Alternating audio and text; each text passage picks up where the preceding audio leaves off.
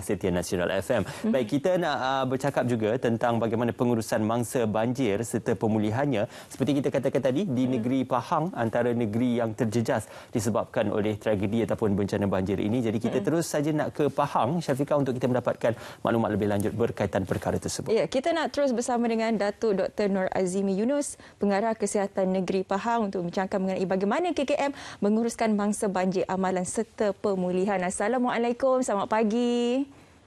Waalaikumsalam warahmatullahi dan selamat pagi kepada Ismail dan Syafiqah. Ya, terima kasih Datuk kerana bersama dengan kami pada pagi ini. Sebelum kita meneruskan dengan lebih lanjut, mungkin Molek untuk permulaannya ketika ini kita berikan gambaran ataupun daripada pihak Datuk Seri gambaran tentang situasi banjir, situasi pasca pemindahan ataupun situasi untuk kita melihat menyantuni mangsa-mangsa banjir di kawasan Pahang, Datuk. Okey, terima kasih sekali lagi kepada pihak RTM Selamat Pagi Malaysia kerana mengundang saya daripada Jabatan Kesihatan Negeri Pahang untuk kita berkongsi sedikit bagaimana pengurusan banjir di Pahang. Dan kalau kita lihat sebenarnya Pahang mulai banjir seawal 17 Disember dan Pahang juga adalah merupakan antara negeri yang sangat terkesan dengan banjir pada kali ini. Di mana pada satu ketika minggu lepas tu kita sampai membuka sebanyak 301 PPS dengan jumlah mangsa melebihi 43,000. Tetapi alhamdulillah sejak seminggu yang lalu keadaan banjir di Pahang telah agak pulih walaupun ada beberapa daerah yang masih lagi bertahan, dan sekini banyak PPS yang telah kita tutup dan kita masih buka adalah sekitar 119 buah PPS dengan masa lebih kurang 16,000 sahaja. So jauh lebih baik Syafiqah dengan Ismail. Jadi berbalik kepada soalan tadi, sebenarnya secara umumnya pengurusan banjir di Pahang sama lebih kurang dengan negeri-negeri lain. Tetapi kita tahu Pahang, Kelantan, Terengganu sebenarnya adalah negeri pantai timur yang saban tahun terkesan dengan monsun timur laut. Jadi kami terpaksa membuat persediaan yang lebih rapi sebab kita dah tahu dah dan jangka dah banjir akan berlaku setiap tahun. Jadi bila kita membuat garis panduan yang ada sebenarnya telah pun kita guna pakai sebelum ini dalam tahun-tahun yang sebelum ni. Tetapi pada tahun ini dan juga pada tahun lepas mengambil kira pandemik COVID-19 yang masih belum bereda ini, jadi kita mau tak mau kita akan terapkan elemen-elemen dari segi pemantauan SOP, norma-norma baru dalam garis panduan kita. Sebab kita tahu dekat PPS macam contoh yang saya sebutkan tadi dengan bilangan PPS yang sangat banyak, masa yang terlalu ramai. Jadi tapi mau tak mau dalam keadaan pandemik COVID yang masih belum bereda, memang kita cuba nak pastikan supaya pemantauan SOP di PPS tu boleh dilakukan dengan yang terbaik. Seboleh mungkin kita nak masa banjir termasuk juga petugas di PPS itu mematuhi SOP yang telah kita tetapkan. Kerana kita sangat khawatir dalam keadaan sesak sebegitu, sekiranya ada satu kes sahaja COVID-19 dikesan, jadi risiko untuk menular di PPS itu sangat tinggi. Jadi ini memberikan banyak masalah kepada kita disebabkan bila dah banjir besar, terputus hubungan, nak hantar ke mana dan sebagainya. Jadi kita kena pastikan pemantauan SOP itu adalah yang terbaik yang kita cuba boleh lakukan di PPS. Selain daripada itu, apa yang kita rasa satu inisiatif daripada Pahang adalah melalui PKD dan juga PKOB adalah di mana kita sentiasa berkongsi data setiap hari. Dalam masa kita dah agak nak banjir itu, kita dah berkongsi data setiap hari di antara PKD dan juga PKOB keberadaan kes-kes yang positif yang sedang menjalani kuarantin di rumah, termasuk kontak rapat mereka. Bayangkan Syafiqah, kalau diberi faham pada minggu lepas tu kita ada lebih kurang 1,047 kes positif COVID-19 sedang menjalani kuarantin di rumah. Dan kita ada lebih kurang 3,000 lebih kontak rapat mereka juga sedang menjalani kuarantin di rumah.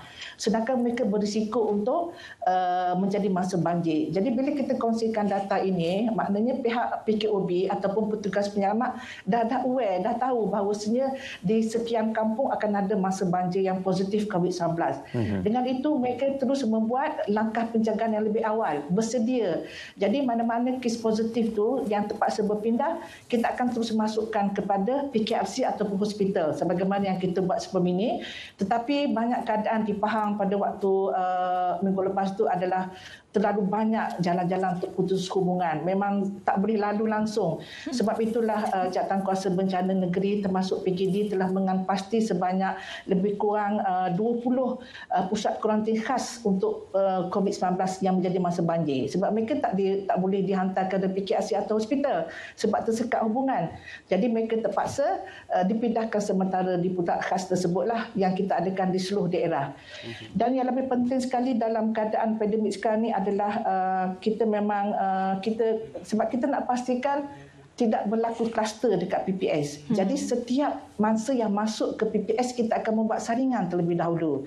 Walaupun keadaan agak kelang kabut pada awal pagi pada waktu banjir yang teruk dalam masa 1-2 hari yang awal itu memang keadaan agak kelang kabut. Tapi kita akan cuba masuk semula untuk kita saring semua mangsa kita. Saringan itu lebih kepada kita membuat penilaian risiko. Maksudnya adakah mereka bergejala ataupun mereka sendiri mungkin merupakan kes positif sendiri yang mungkin tak ketahuan pada waktu kita membuat pemindahan awal ataupun mereka juga membukakan kontak rapat. Jadi mereka-mereka itu bila kita dah tahu risiko mereka itu khususnya bergejala, kita akan terus asingkan di PPS tersebut. Bila asingkan, memang kita akan asingkan bersama kohort mereka, iaitu kontak rapat dalam keluarga tersebut dan kita akan melaksanakan ujian RT-PCR saliva. Jadi kalau mereka negatif, dan kita kekalkan mereka di situ sebab kita masih nak pantau dari segi kesihatan mereka.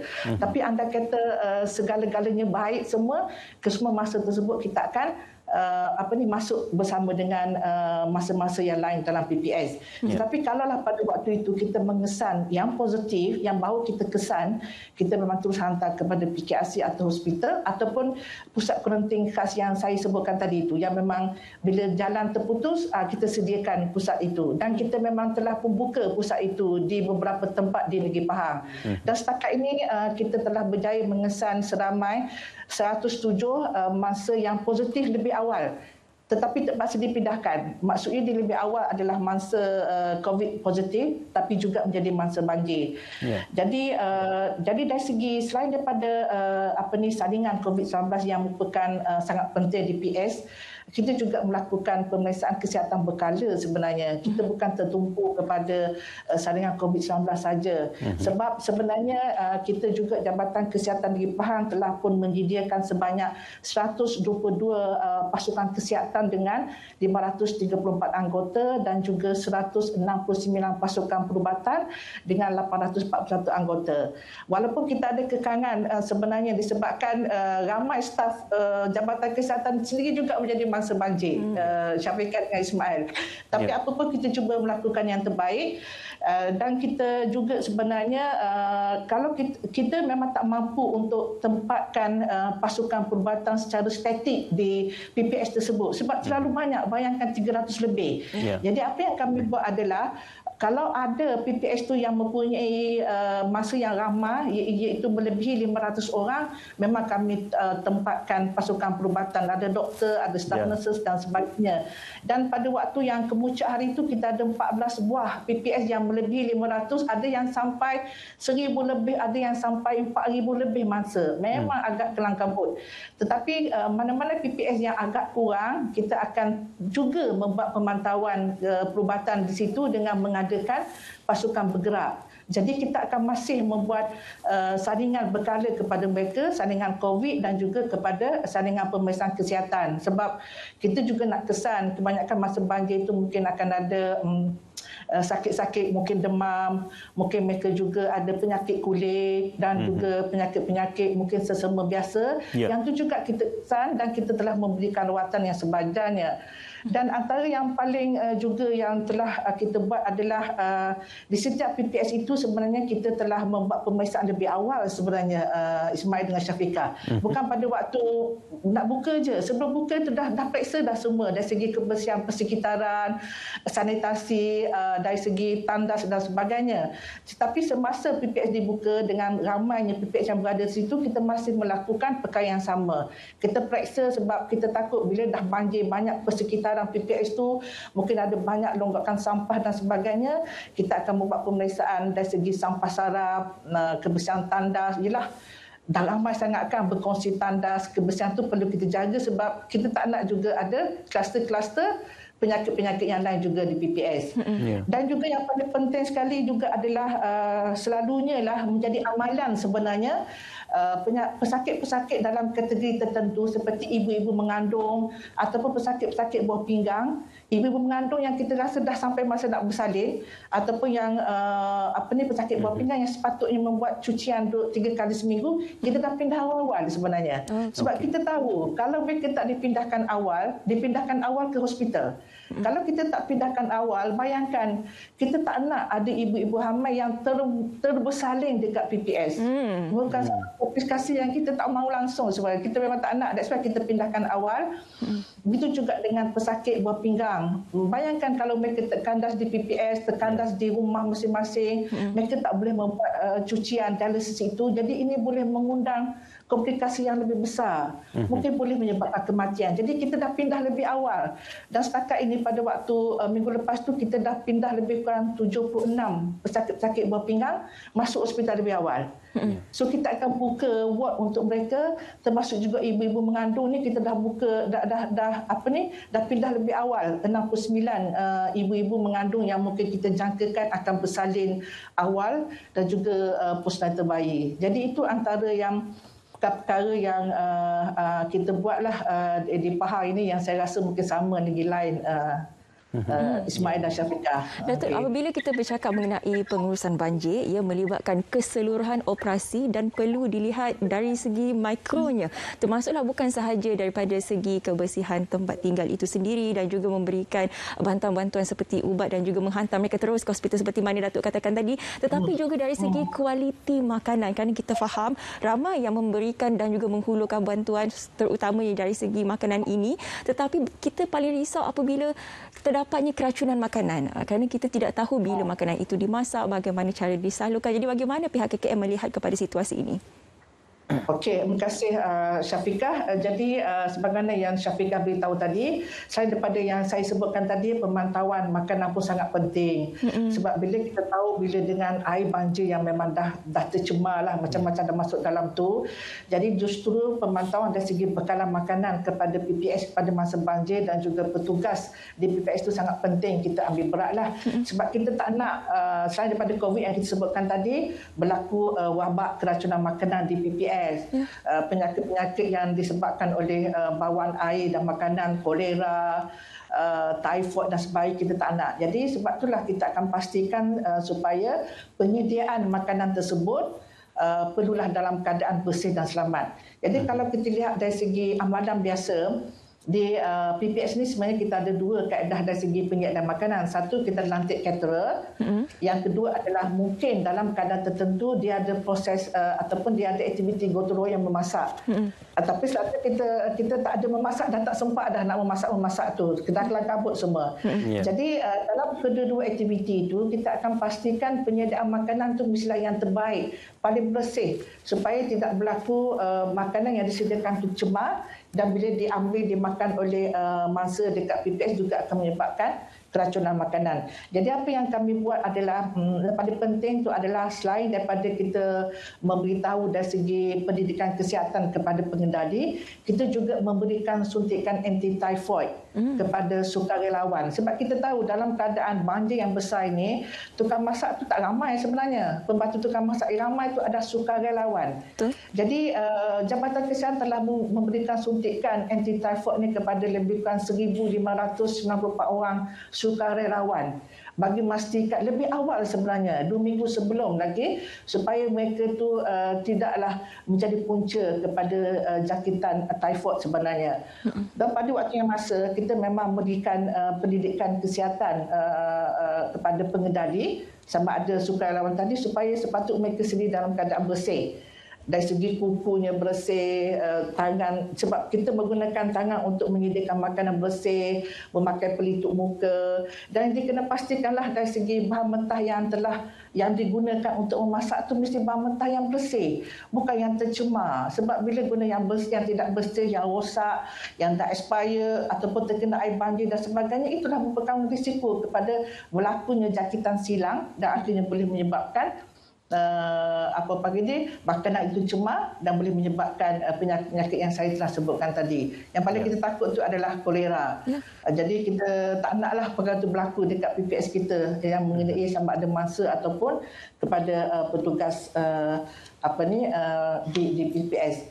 Tapi pada waktu yang sama sebenarnya adalah masa itu sendiri sebenarnya, sebab tadi kita sebut dari segi kita semak pemantauan di caterer dan juga kita memberikan vaksin anti-typhoid kepada pengendali makanan.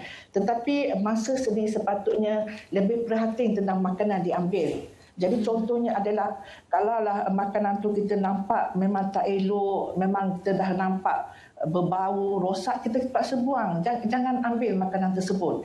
Yang paling penting, makanan yang kita makan itu adalah daripada sumber yang selamat. Maknanya kalau ada pembekalan daripada badan-badan tertentu, kita nak benda itu selamat. Dan kalau boleh makan yang dimakan tu adalah makan yang sebelum 4 jam telah dimasak. Maksudnya kalau pagi dia tak sempat makan, dia nak makan lagi. Petang sepatutnya tak boleh makan, dia kena buang. Sebab kita nak benda itu adalah selamat. Dan kalau boleh pada waktu ni, jangan makanlah ulam-ulaman tu. Tak boleh makan sayur-sayur mentah tu. Tahan seketika sebab dia sangat mudah tercemar kan. Betul. Kalau ulam-ulam, kalau suka sangat ulam pun jangan makan pada waktu banjir-banjir ni.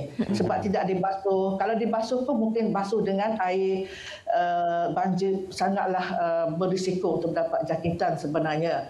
Dan pada waktu yang sama juga kita kena pastikan supaya air minuman itu adalah daripada sumber yang bersih. Tak boleh minum air paip. Sebab bila banjir, air paip mungkin ada yang rosak, bocor dan sebagainya. Jadi bercampur antara air banjir dengan air paip. Jadi kena minum air yang bersih yang dibekalkan oleh pihak agensi kerajaan lah, seperti air botol, air berbotol dan sebagainya. Dan sebenarnya kita juga sebenarnya cuba akan semak lah, bukan cuba lah, sebenarnya kita juga semak supaya mana-mana sumbangan oleh badan-badan tertentu, oleh NGO dan sebagainya adalah dalam keadaan yang bersih. Sebab tu kita galakkan mereka memberi makanan kering, tidak makanan yang masak. Sebab risiko nak sampai kepada PPS tu mungkin dalam perjalanan ambil masa, jadi mungkin makanan dah rosak, sampai kepada PS, masa pun mungkin dah lapar makan. Jadi itu yang menyebabkan mungkin boleh berlaku keracunan makanan ni. Okey. Datuk, juga kita nak mengetahui sedikit tentang prosedur ataupun perkara-perkara yang perlu dilakukan sekiranya berpindah ke pusat pemindahan sementara, Datuk. Okey, jadi sebagaimana yang saya telah jelaskan tadi, sebenarnya selalunya kalau di Pahang ni kita dah dapat mengenal pasti kawasan-kawasan mana yang sangat berisiko untuk banjir, dan kawasan-kawasan itu selalunya adalah kita panggil ni akan banjir lah. Jadi selalunya penduduk di kawasan berkenaan telah pun diberi amaran dah untuk terus pindah. Dan kita memang memastikan bahawasanya pembinaan itu adalah pembinaan pada waktu siang, sebab malam tu sangat berisiko, dan kita minta supaya mangsa banjir patuh kepada arahan kerajaan untuk pindah supaya mereka tidak berlaku masalah terkandas disebabkan mereka tak nak pindah dulu, nak tunggu lagi. Dan yang paling penting juga adalah sebagai yang saya telah sebutkan tadi, dalam keadaan banjir, musibah begini, kita masih perlu kepada pematuhan SOP. Kalau kita tak mampu sangat penjarakan fizikal yang sebab dah sesak ni, seboleh mungkin adalah kita sentiasa memakai mask, dan juga yang paling penting kita menjaga kebersihan tangan sebenarnya, sebab dia bukan saja untuk dari segi COVID itu sendiri, tapi juga untuk lain-lain penyakit berjangkit. Dan sebagainya yang saya sebutkan tadi, kalaulah masa itu sendiri masa yang positif ataupun kontak rapat, dia kena laporlah kepada petugas penyelamat supaya mereka boleh membuat persiapan ataupun mengambil langkah yang sepatutnya. Dan kalau kita boleh pindah lebih awal, kita memang nasihatkan mangsa banjir seperti masa-masa yang mempunyai penyakit-penyakit kronik, kencing manis, darah tinggi dan sebagainya, supaya mereka bawa terus bekalan ubat-ubatan. Sebab bila sampai dekat PPS tu mungkin kelang kabut tu lupa nak makan ubat, kita tak naklah keadaan pesakit akan menjadi teruk. Sama juga kalau dengan ibu-ibu hamil yang mungkin tak perlu lagi dimasukkan ke hospital, dia kena terus bawa rekod-rekod kehamilan supaya bila pasukan perubatan memeriksa mereka di PPS itu, pasukan perubatan dah ada dah info-info awal berkenaan dengan tahap kesihatan masa-masa banjir. Datuk, dalam kesempatan masa yang kita ada, mungkin ada sedikit nasihat untuk Datuk berikan kepada mangsa-mangsa banjir, khususnya pasca banjir ini, untuk mengelakkan penyakit-penyakit berjangkit, lagi-lagi penyakit yang dibawa oleh air ini, Datuk. Ya, memang sebenarnya pengurusan pasca banjir itu sama pentingnya Ismail dengan Syafiqah. Sebab selalunya kita akan pantau 2 minggu sebelum, 2 minggu selepas banjir. Sebab tu kalau kita memang nak beri nasihat kepada masa banjir ataupun petugas penyelamat itu sendiri adalah pantau kesihatan dan masa selepas banjir. Jadi contohnya adalah kalau mereka ada gejala, contoh seperti demam, lepas tu mungkin mereka ada muntah-muntah, bercerit-berit dan sebagainya, ataupun sakit-sakit badan dan sebagainya, memang kita nak supaya mereka terus pergi ke hospital untuk mendapat pemeriksaan lanjut. Sebab apa yang kita takut sangat tu adalah, selain daripada keracunan makanan, adalah penyakit leptospirosis. Jadi kalau especially kepada masa banjir yang mungkin balik ke rumah, membersihkan persekitaran rumah, ataupun kita tahu ramai sangat sukarelawan yang kita panggil ni membantu untuk membersihkan rumah, mungkin mengharung air banjir. Jadi kalau boleh mereka memakai pakaian yang bersesuaian, sebab kita bimbang sangat antara jangkitan yang paling biasa adalah leptospirosis, dan kalau kita tidak mengesan dengan lebih awal, dia boleh memberikan risiko yang sangat tinggi kepada mangsa berkenaan. Dan selalunya kita akan monitor di peringkat Jabatan Kesihatan ini 2 minggu trend penyakit. Kita akan tengok mungkin ada yang banyak cerit-berit ke ataupun demam dan sebagainya, kita akan pantau. Dan pada waktu yang sama, selain daripada dari segi perubatan itu sendiri, dari segi PPS tu, selepas PPS ditutup, dia tak boleh tutup macam tu sahaja. Dia kena membuat sanitasi, disinfeksi, membersih kawasan dengan sebaik mungkin. Sebab PPS itu nanti akan digunakan semula oleh orang awam. Sebab selalunya PPS yang kita gunakan ni adalah kita menggunakan pakai sekolah, kelas-kelas di sekolah, dewan di sekolah, dewan orang ramai, kadang-kadang kita guna masjid. Jadi bila dah berkumpul ramai-ramai tu, jadi lepas kita tutup, pastikan kita sanitasi, disinfeksi, tandas pembersih dan sebagainya supaya tidak berlaku penyakit walaupun PPS telah ditutup, untuk mengelakkan jangkitan penyakit yang saya sebutkan tadi. Contohnya penyakit-penyakit bawaan seperti tikus, lalat dan sebagainya. Sebab itulah kadang-kadang kita bukan nak tengok dari segi kesihatan diri, PPS, termasuk juga persekitaran, kebersihan. Sebab kita tahu bila lepas banjir, sampah sangat banyak. Jadi itu mungkin ada tikus, ada macam-macam haiwan dekat situ yang boleh membawa penyakit kepada kita kalau kita tak jaga dari segi dari segi langkah pencegahan kita tak kawal dengan baiklah. Okey, baik. Terima kasih Datuk untuk perkongsian tersebut. Kita ucapkan selamat maju jaya dan juga kita harapkan agar usaha-usaha dan juga gerak kerja dilakukan itu dapat dilaksanakan dengan sepenuhnya dan juga dapat dilaksanakan dengan sempurna untuk pihak Pejabat Kesihatan Negeri Pahang juga. Terima kasih yang berbahagia Datuk Dr. Nur Azimi Yunus, Pengarah Kesihatan Negeri Pahang bersama dengan kami pada pagi ini. Terima kasih Datuk. Sama-sama Ismail Syafiqah. InsyaAllah jumpa lagi. Assalamualaikum warahmatullahi wabarakatuh. Baik, apabila kita menghadapi banjir ini, ketika inilah kita boleh lihat keprihatinan keluarga Malaysia, tidak mengira bangsa, agama dan juga tidak kira datang daripada negeri mana sekalipun. Jadi kita nak